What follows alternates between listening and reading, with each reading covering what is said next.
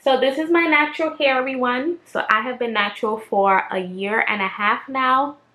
And yeah, so today I will be helping you on going natural. I know a lot of people are thinking about going natural, whether you have relaxed hair, which is chemically straightened, or you have heat damage or heat trained hair, and you just want to rock your natural kinks and curls and coils and be free about it. I will be guiding you through how to actually make the transition from being straight to being natural. Yeah, so let's jump right into it. So the first tip for going natural is to make sure that you are doing this for you and only you. A lot of people make the mistake of going natural for other people's based on fitting in or the pressure from their family and friends and the media that you have to be natural. But if you are not making this decision to go natural for yourself, then this journey will be a lot harder than it should be, and it will be a lot more strenuous. It will make you upset, it will make you unhappy, it will have a toll on your mental health because you are not truly happy with your decision and you won't put in the proper work and the proper effort to care for your natural hair. So if you are not there yet, then take the time to develop that inspiration or that motivation or whatever it may be. Take the time to truly sit down and feel that this is what you want to do. And once you get to that level where this is what you want to do and it's not based on anything outside of yourself, then you can make the decision to go natural. So for the people who are new to the hair world, the only way to go natural is to get rid of the straight ends. So once your hair is heat damaged or your hair is chemically straightened with a relaxer, the only way you can go natural is to get rid of that part of the hair that has the chemical or the heat damage. So you cannot revert that hair. I still get that question. So whether you decide to cut it off or you allow it to fall off on its own naturally, that is the only way you can truly go natural. So what you want to do is stop your processes. So stop relaxing your hair, stop using heat to allow your new growth to spring up from your scalp so that you can have the natural hair that you're going to have once you cut away those straight ends. So there are two ways to begin your natural hair journey. So you can choose to just go cold turkey and chop it all off right away, known as the big chop, or you can shave your head bald. That's one way to go natural. Or you can slowly transition and cut the hair little by little. So that is how I transitioned for about 11 months. I allowed my new growth to grow in without applying a relaxer, and then every month I will cut about 2 inches or an inch off of my hair and slowly get rid of the hair until 11 months went by and my hair was just totally damaged and destroyed from not relaxing it. So while you are transitioning, your hair is going to naturally become damaged, and that is okay. It is a part of the transitioning phase.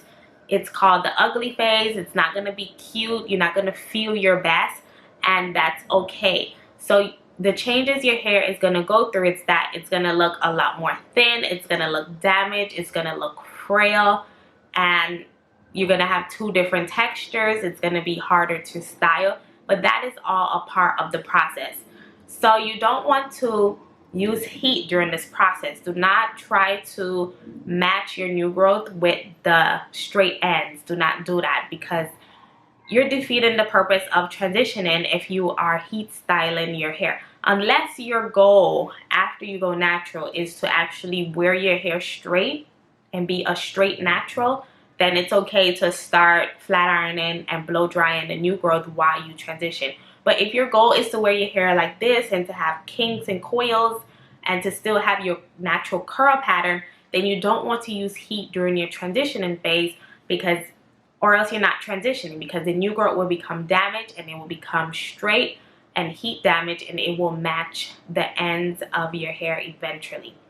So while you are transitioning, you will notice that you have two textures. You have the straight part of your hair and you have the natural kinky curly part of your hair. So the line where the straight part and the natural texture meet is called the line of demarcation.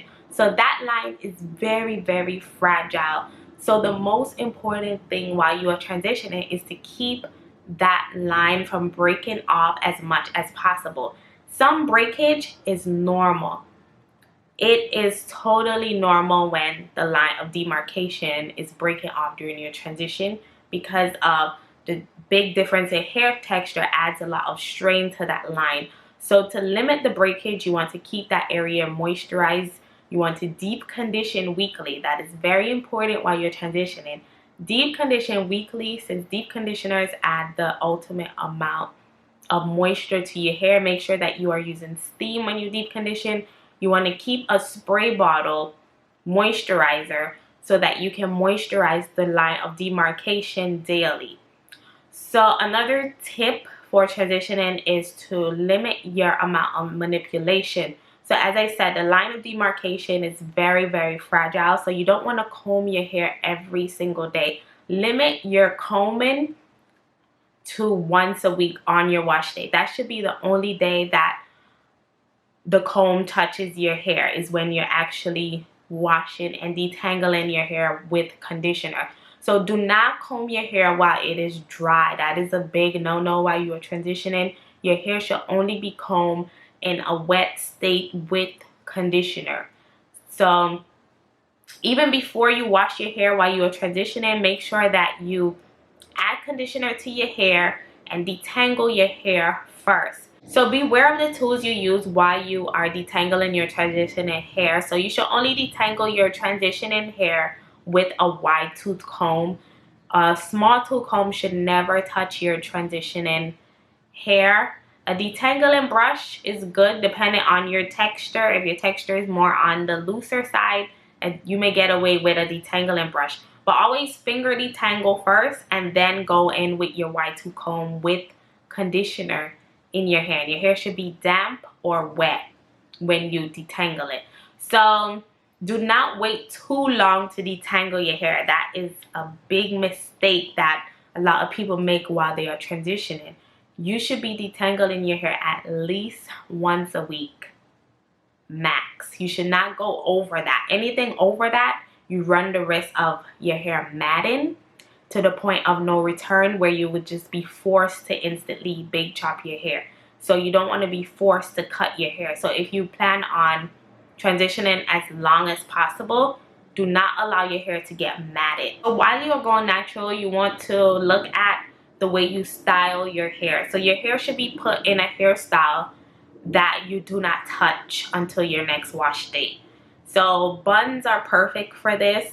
If your hair is long enough, putting it in a bun is one of the most perfect transitioning hairstyles, because you can just put it in a bun on your wash day, and then throughout the week you just focus on brushing the edges without combing through the entire hair. You can try twists, you can try twist outs, low manipulation curly hairstyles like twist outs and braid outs. Those are great for matching the texture because it creates a curl and it camouflages your natural hair with the straight ends. Yeah, so the hairstyles you choose should camouflage the new growth with the straight ends. So do not make the mistake of transitioning in wigs and weaves. Do not make that mistake, especially if you are on this journey to embrace your natural hair and to really learn your natural hair. Do not transition in wigs and weaves, because you're not getting to know your hair. You're not understanding your hair. You don't learn what products work for your hair. You don't learn the proper techniques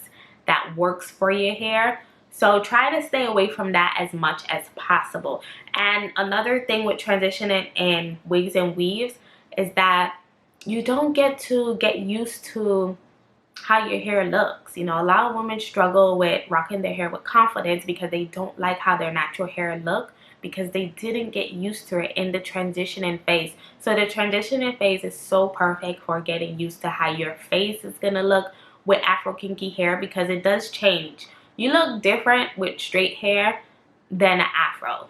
There's a difference with the way you look, and you want to get used to that. If you're just wearing straight weaves your whole transitioning period, then most likely you won't love and embrace the way your natural hair looks, and you're gonna carry on that same cycle after you go natural with wearing wigs and weaves and being dependent on them. So when I transitioned, I deliberately didn't wear any wigs and weaves because I wanted to challenge myself. I wanted to learn my hair. I wanted to, you know, be able to have somewhere to go tonight and whip out a hairstyle. I wanted to get to that level, and the only way I got to that level is by practicing while I was transitioning.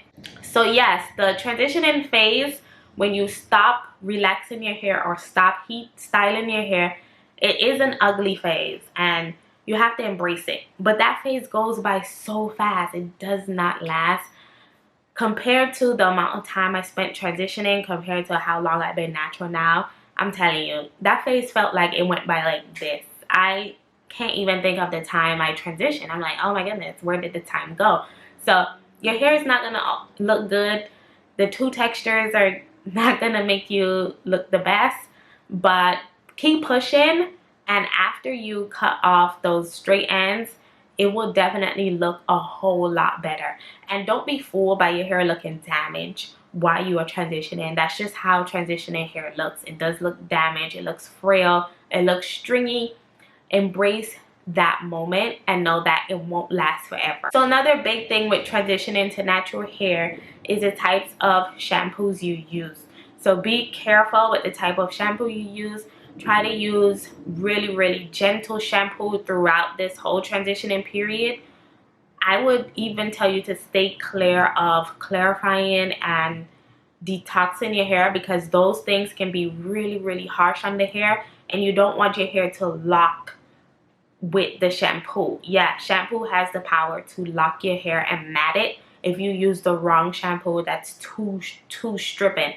So try to use more moisturizing, creamy based shampoos that really detangles the hair while it cleanses. Also, while you are transitioning, you will find that your hair becomes tangled so easily. And to cut back on this is to keep your ends cut. Yes, I say cut, not trim. You're gonna have to cut your hair regularly.